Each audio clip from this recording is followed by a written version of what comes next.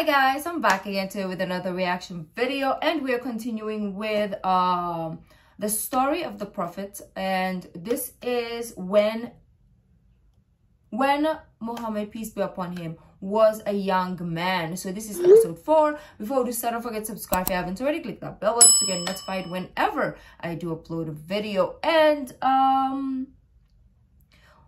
yeah, where we left off is he lost a lot of family members.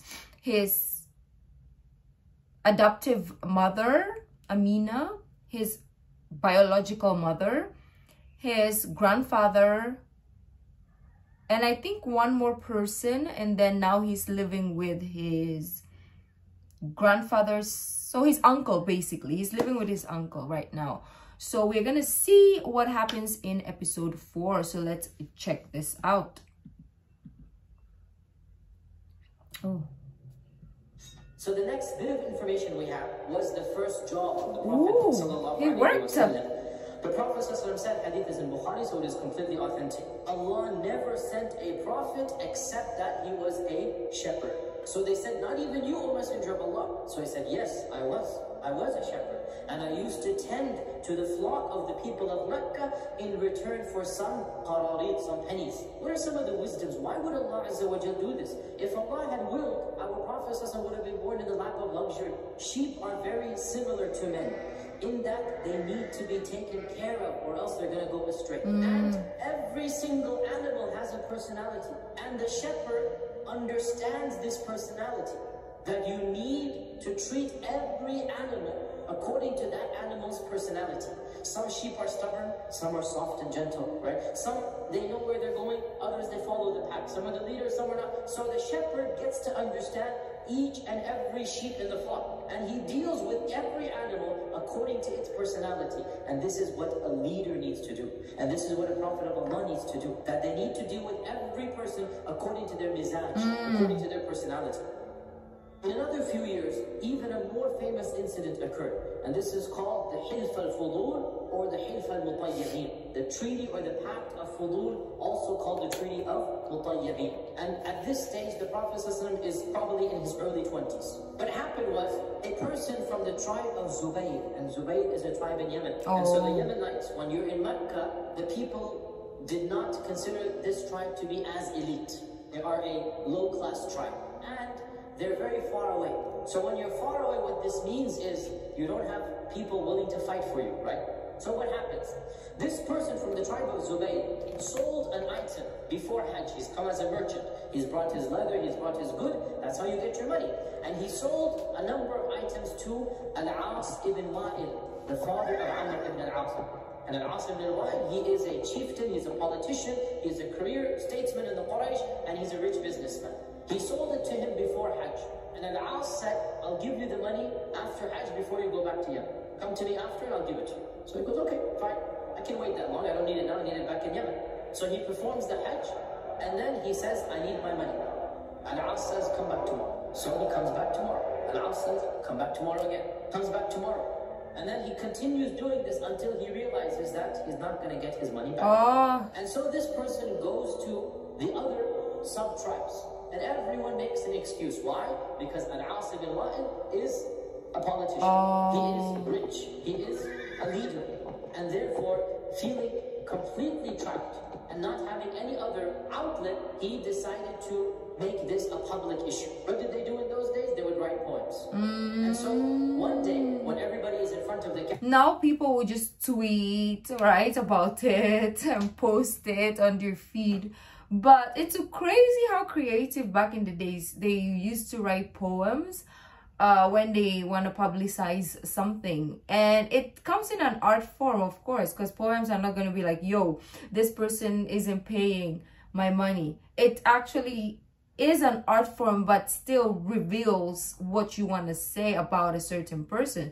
So that's crazy to think about it. Like, imagine we had to do it in an artistic form if we wanted to post on our feeds. Maybe we'll bring that back. Let's bring that back. Because people are so lazy nowadays, they don't even care to even complete the whole sentence. Like myself, yes. Instead of us saying thank you, we say thanks now, or just TNX or something like that, or whatever, however you want to spell it. We're just doing it shortcuts nowadays, which is very efficient, but also our educational, like our brain waves is just going down and down and down as the society gets more advanced. Our mind is just getting lower and lower and lower. Which is basically everybody would get. Let's go back. He decided to make this a public issue. What did they do in those days? They would write poems.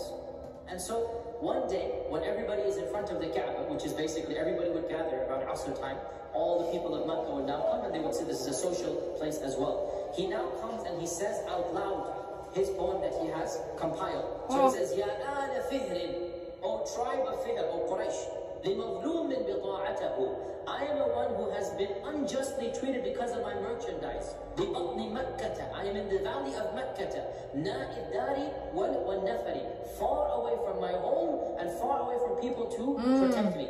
وَمُحْرِمٌ, I'm still in my ihram. أَشْعَث, my hair has not been combed because he's in ihram. لَمْ يَقْضِ عُمْرَتَهُ, I haven't even finished my umrah.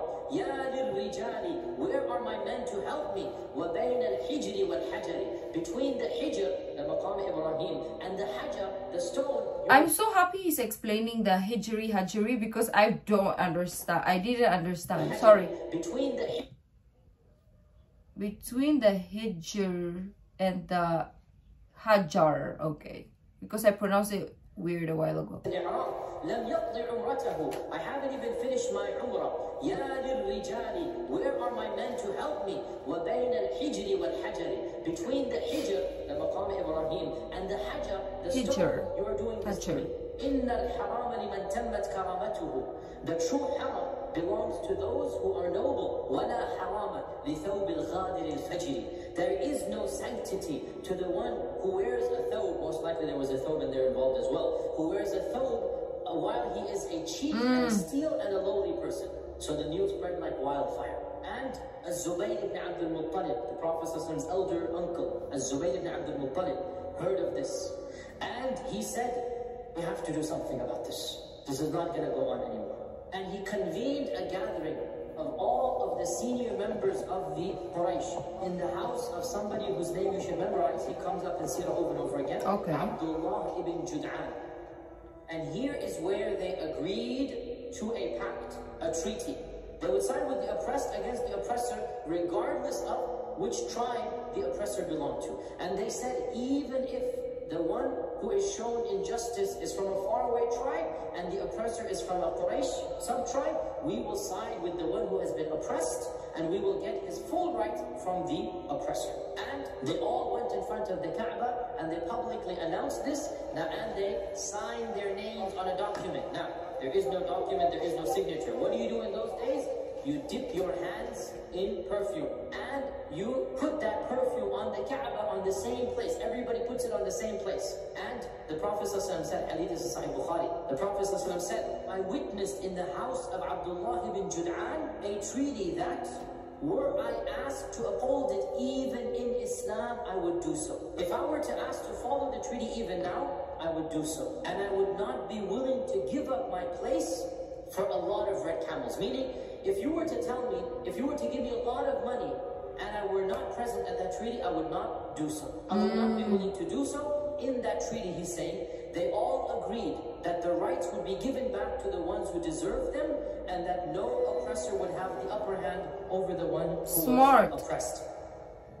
So low-key, the uncle of the Prophet was the one who started a treaty, because nowadays it works really, really well amongst countries, among people, you know. So that is very, very smart of them to come up with that idea that, hey, let's sign something so that nobody will take advantage of us, okay, regardless of class and all that stuff. So very smart. I love this. Like, we talked more about the society as well as his uncle rather than the Prophet, also because it's part of his life. So for the speaker or for the person who made the video to touch base on other aspects of his life is very, very good for a story. Because if I'm telling you a story and I'm just talking about myself all the time, it's gonna be boring. And also it's more interesting when there's character development, like there's other people involved in the story as well. Because if it's just one person and what they did,